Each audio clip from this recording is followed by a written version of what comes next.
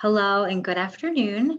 I am Rebecca Fox Starr, the author of Mommy Ever After, and it is a pleasure and honor to present to you today.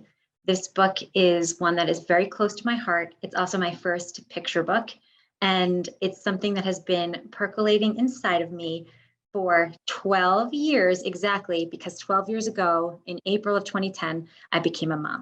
So I'm going to just share a little bit with you today about this book and why it's so special to me and why I think it could be a valuable resource for you. So the refrain in this book is for parents, children, teachers, kids of all ages, and those who love them, because my aim is to normalize negative feelings and mental health issues. So the refrain is, and they lived mommy ever after, because we're not always going to be happy, but I'm always going to be your mommy. And this is a very important notion for me, and I'll explain why.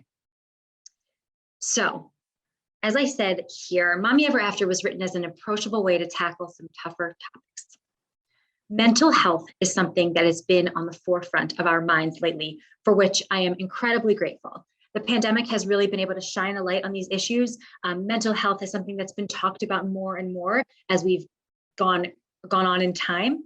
But I will say that mental health in children and the effect of negative emotions and mental health issues and diagnoses in children has really been something that is being shouted when it was otherwise not talked about at all, or if it were talked about, it was just a whisper.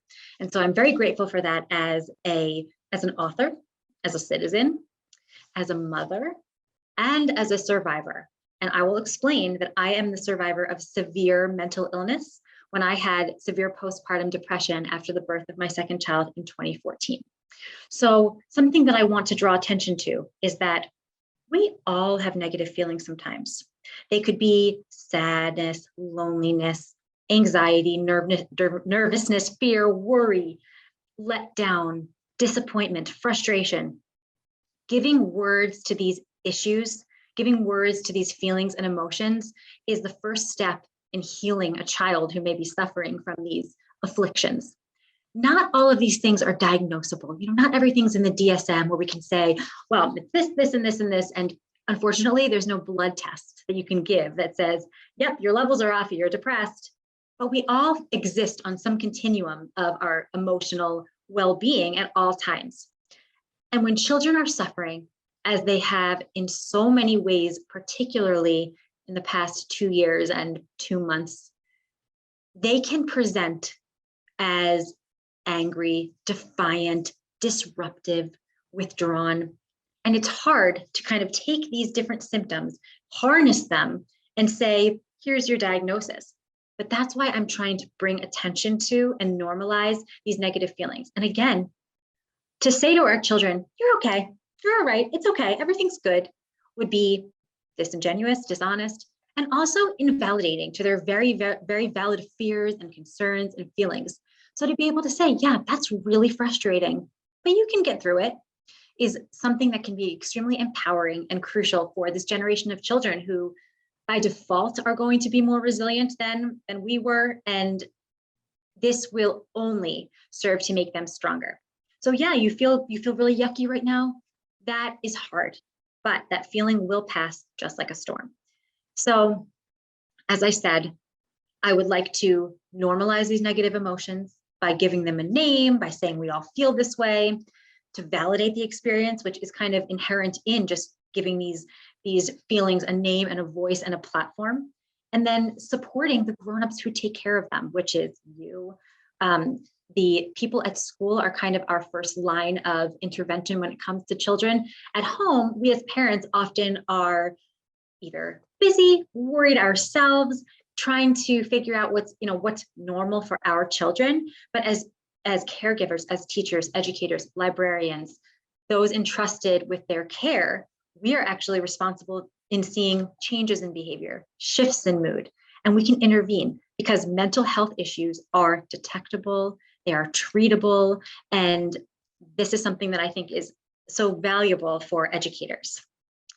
So as I mentioned, I became a mom in April of 2010.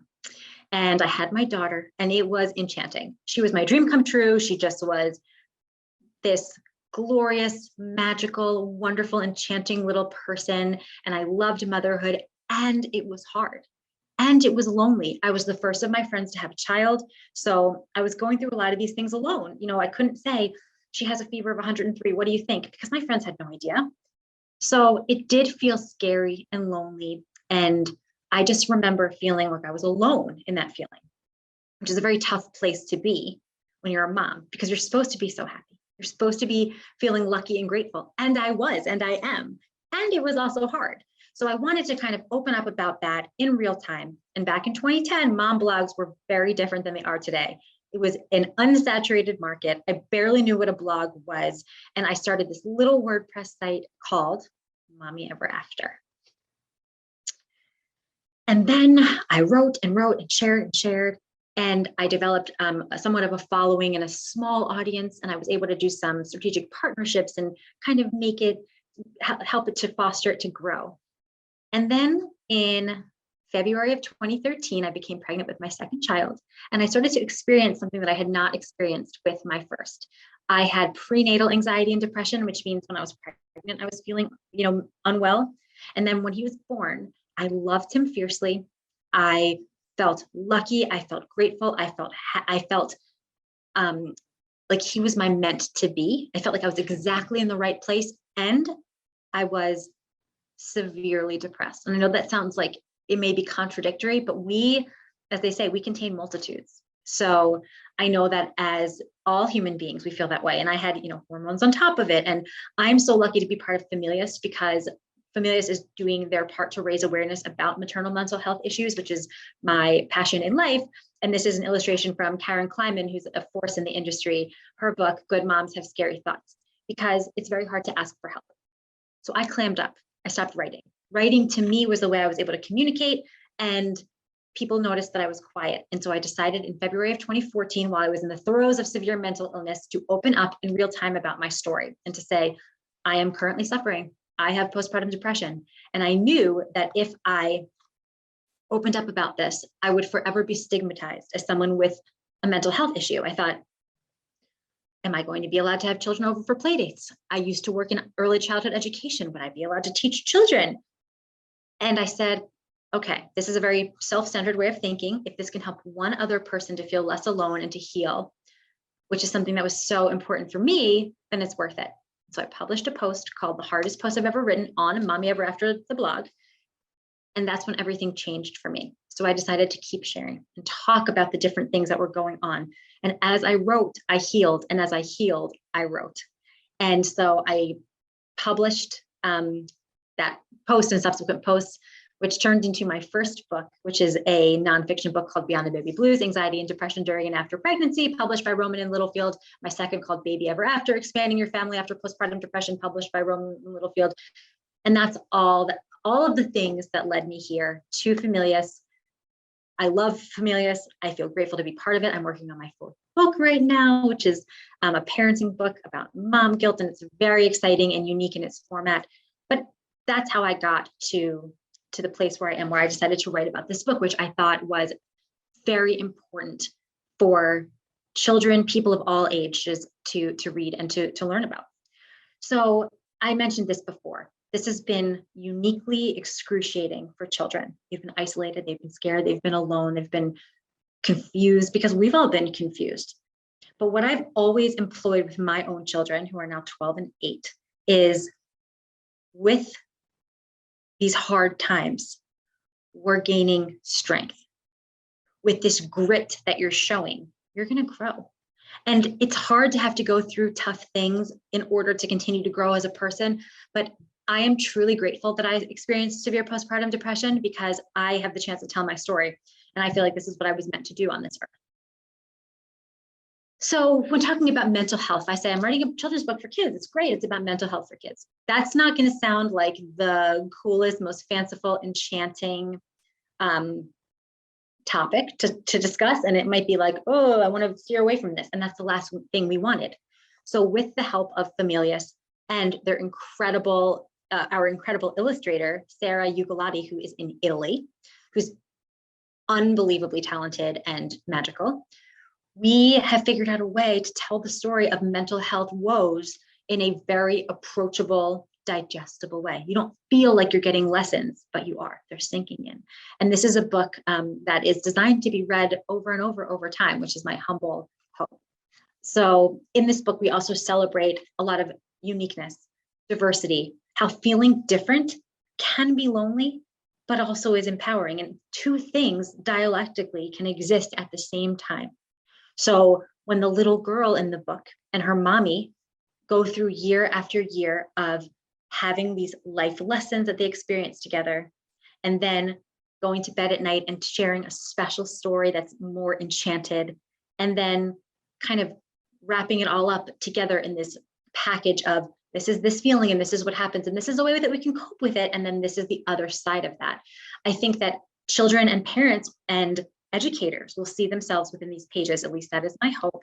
And in the first vignette, actually, the mom tells her daughter a story. Her first Mommy Ever After story is about a star in the sky who shines more brightly than any other star.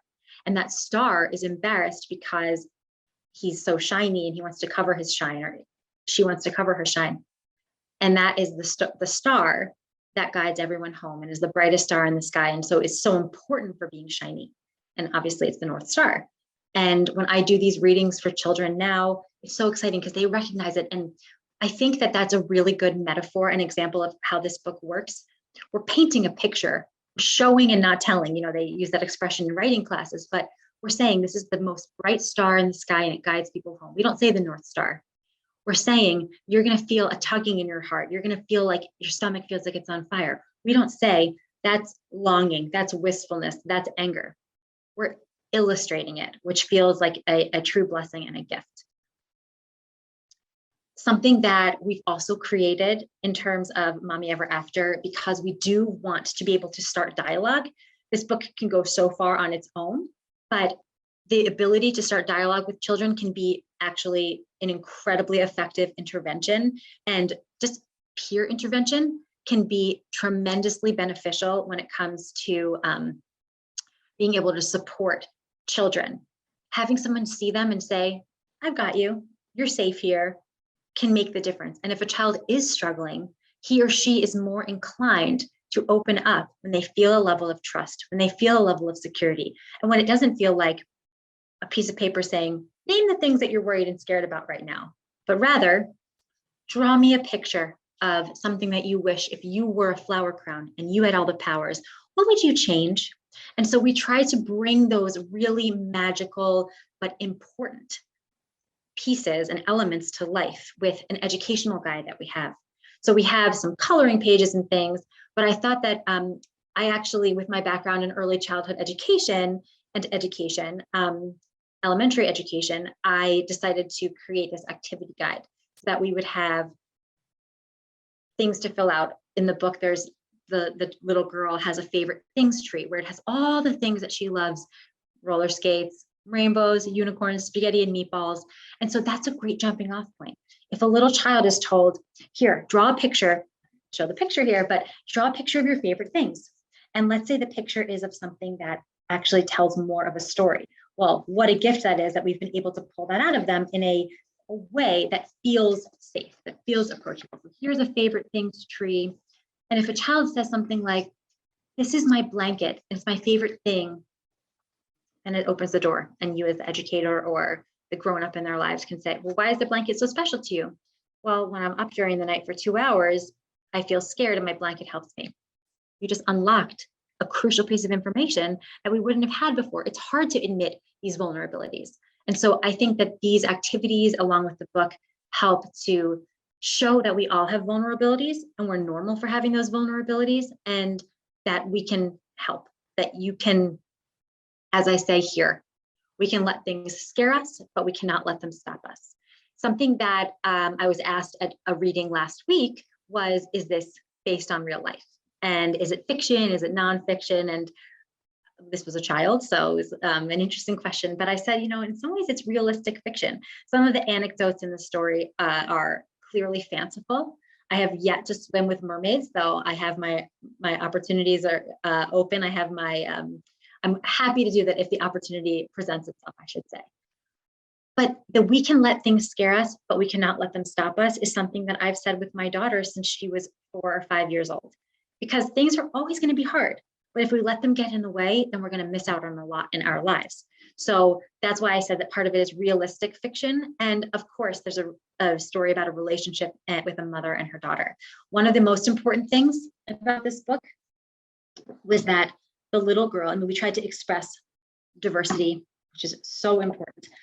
The little girl in the book wears glasses, as you can see. And not only does she wear glasses, she wears red glasses, because my daughter at 1 year old had to wear glasses and she had to correct her vision. And I'll tell you, out of all the things that your kid can have, it's the best thing. There's a solution and it's not even a thing. But for a child, when they look in a book and they never see someone that looks like they look, whether it is for whatever reason, that can be an isolating thing in and of itself. So we wanted to have the main character be wearing glasses, not just the, smart best friend.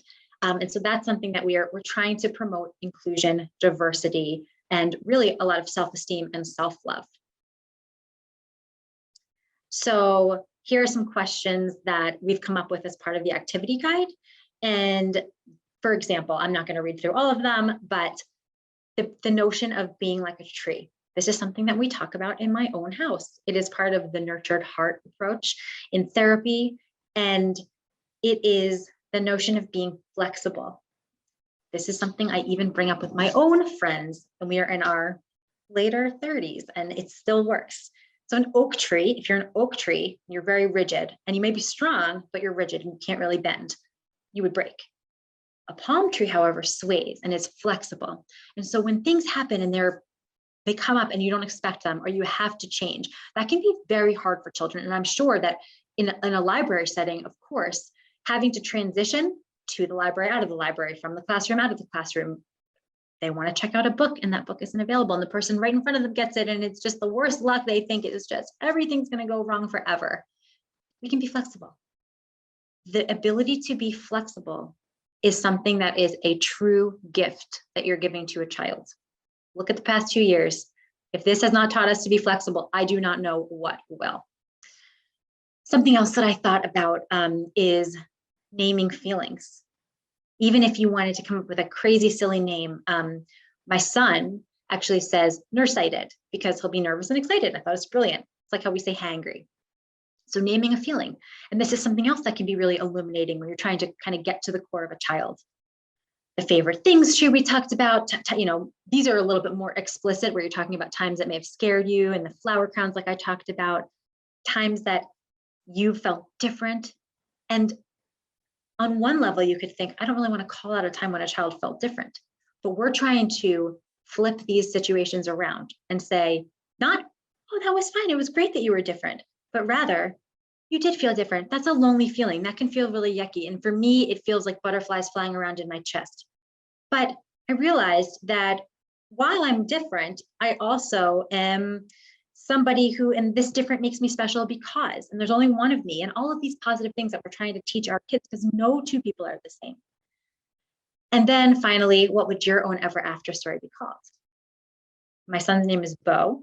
And so after having this book with a character who's based loosely on my daughter, he has been asking me, when are you going to write Bobo ever after? So I think that would be his story. But I don't know. I have, out of my 3 books that are out, it's Mommy Ever After and Baby Ever After. So I think I've got that cornered right there. So I wanted to just open up this opportunity for any questions that anyone may have. And also on Instagram and Twitter, which I rarely use, but I do use Instagram, you can reach me at Rebecca Fox Starr. I'd be happy to be a resource and in any way answer any questions. And so thank you for having me again.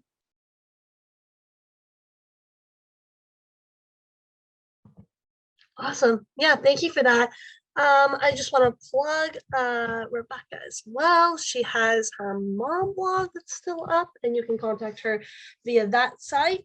If you would like more information about this book in general, you can contact me. My email is Jaiden, Jaiden @familius.com. If you need any resources, anything at all relating to this book, you want to talk to Rebecca more, reach out to me and we can get that set up. like Rebecca was saying and walked us through, there are some fantastic educational resources that go along with this book. I mean, this book, it's not just a book, it's a whole package. And there's so much added value with that educational packet. Even if you're just a parent, and you want some conversation starters, that's a great place to start, and a great way to have these conversations with your kid. Those educational resources are available on Edelweiss. They're also available through our booth. You can click on Rebecca's lovely face and you'll get taken there. And then again, if you want to email me, I can get you anything that you need. But yeah, let's have a little bit of a conversation about the book now. I love this book. I love all our books, but this one in particular. A little bit before Rebecca and I started, we were talking about the importance of this book. There are so many books on the market, but socio-emotional learning is such a hot topic right now, and for good reason. Being able to have these difficult conversations, it's hard enough as an adult, let alone as a child. Something that she brought up, that Rebecca brought up, is that in her educational resources, there's an activity where you talk about, and something her son does as well, which is creating names for feelings, because there are some feelings that don't have names. I love this line in the book that, yeah, sometimes feelings don't even have names. Sometimes feelings don't even have names. I love that idea, because communication is hard enough on its own, let alone communicating about very difficult, complex topics. Share an anecdote about that line? Yeah, please do. Because it's funny, because when I write these other books that are thick and filled with research, which is not my favorite part of it, I'm immersed in that. And with this, it's very few words, and every word has to be chosen so precisely. But that line in particular was an addition, because when I first read the manuscript to my daughter, I read it to her and I went through, and it was a very different version, obviously, because it's since been edited and polished, but she started to cry. And I said, what's going on? How do you feel? And that's when we came up with the concept of, she said, I don't know what to call it. And that's how we came up with, sometimes feelings don't even have names. And what we landed on, because she's now 12 and super articulate and emotionally intelligent, what we came up with is she felt moved. But that's a hard thing. Like certain feelings like wistfulness, longing, being moved, like there are plenty of feelings that I don't even know the name of. But I thought that was that's one of those special anecdotes about why this is realistic fiction.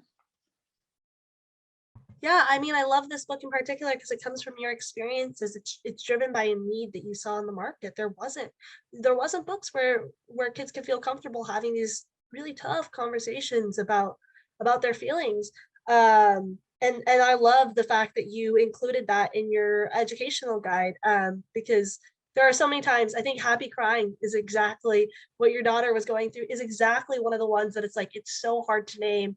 I'm sure everybody's done it. You've cried and somebody's like, why are you crying? And you're like, I have no clue. It's just happening. I can't control it. So I love the idea of normalizing some of those really tough emotions without a name. I also wanted to ask you, this is a great title, but it's a great Mother's Day title in particular. I know obviously it's modeled off of your mother-daughter relationship, but besides from being a mom, why did you choose to focus on that relationship in particular, and how do you think this book contributes to that and can teach us things about that relationship? So I think I initially envisioned it as a children's picture book, but also as a gift book, so to speak, to give to a new mom, because that's really my space, right? Like the prenatal, maternal, mental health space. And I thought, to give encouragement to mothers to show themselves grace and to show their children grace is such a powerful thing that we can give them, especially when things feel hard and overwhelming. So I think that the mother-child or parent-child relationship, I don't have to say why, it's so important, it's so crucial, it shapes you. And we are constantly learning and evolving as parents, as people, and certainly children are these little sponges like we talk about. And so being able to give this to a parent and have them recite this refrain to a child from a really young age, I will say that My niece, who is one of the loves of my life, who's about to turn 1 next month, has this book read to her by my sister every day. And I think this is not something that she's going to have to be taught.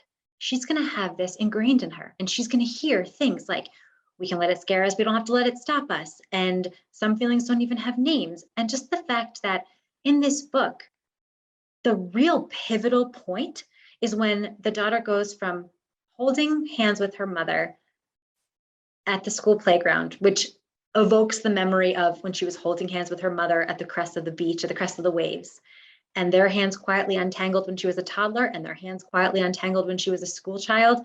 And she then took these things and really internalized them and then used them when it was her turn. And so when you're a parent and you see that, I can say from my own experience, there's nothing better. My daughter, my son, they do it all the time at school, and the teachers will say, like, your daughter told me it's okay to not be okay, and I'm so lucky that she says things like this. And I realize, like, our children echo what we say. And so if I'm going to be responsible for raising these humans, which is the greatest honor of my life, I better be saying the right things. And if we can't find the words, I've tried to give them to other people. Yeah, that's awesome. That's a great reason.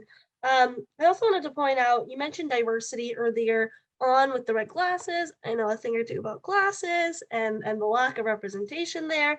Aside from Scooby-Doo, aside from that one. But But she's not the main character. exactly.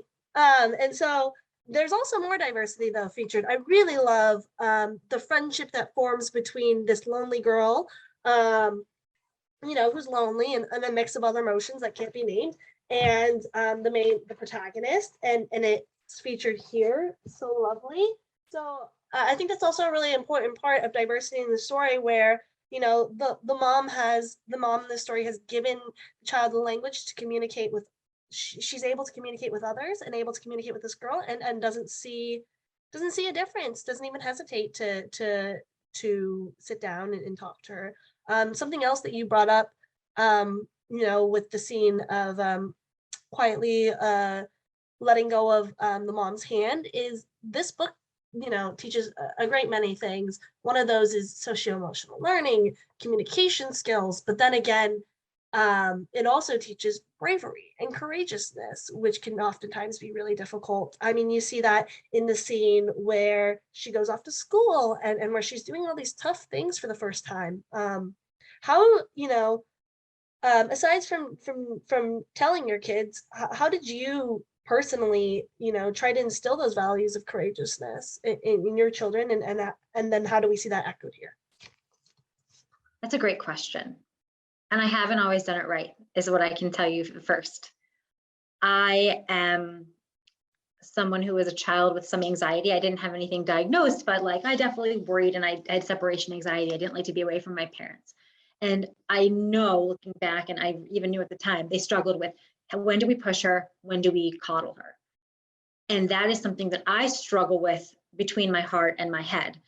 My kids get scared of things all the time. And when they're crying and they say, I don't want to go to school, I can't go to school, we say, you can, or I need a mental health day, because not surprisingly in our house, mental health days and physical health days are weighed evenly, besides the fact that mental health issues are not contagious and it's COVID times. We talk about them. So my kids actually can openly say, I'm not feeling well. And my next question is always physical or mental. And so they are able to say, they don't have to say like what I did, which is like, I have a tummy ache. I didn't really have a tummy ache. I was nervous, but I had to somaticize it and say something, with my feelings. But anyway, sorry to get sidetracked there. But just giving them the language, like that first question is giving them the language for them to know that they have that power, and to be able to say to me, like, when they say that they don't feel well mentally, I use the same criteria to judge that as physical things. But then when they're back to that little vignette that I was sharing, like, I need a mental health day, I need to stay home, I will say, you want to stay home, and let's talk about it. And so something that I started doing recently is, you can cry, get your tears out, and then we're going to school. Because if we fed in, I mean, there's obviously some discretion we have to use as grownups, but if we fed into every I can't, then we would teach the children that they can't. And if we feed into I can't and we say, you can and you will, and then one of the big things that I would I would love to share is after the fact to loop it back and say, you thought you couldn't do this. You were sure that this bad thing was going to happen today. You were sure that the teacher was going to not like your presentation or that this friend wouldn't talk to you. And look, it was just a worry. And there's no relationship between how true you think something is and how true it actually is. So if you're like, I feel it and I'm sure it's going to happen, it doesn't actually impact the result. And so one of those things is with my kids, when they are in a moment of peace or happiness, we try to really flex those muscles, because if we're trying to only intervene when they're in distress, it's going to be really hard. But when they're happy and it's after school that day or it's a good moment, and we say like, you did that hard thing today, I'm thumbs up, like you went and it was really hard for you, and look, you did it. You were sure you couldn't, you said I cannot, and you can, you could, you did.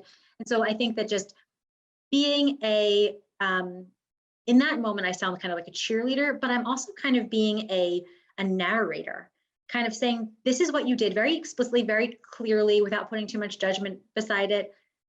That is, it gives that kind of confirmation bias where they can say, yeah, I did this before, I guess I can do it again.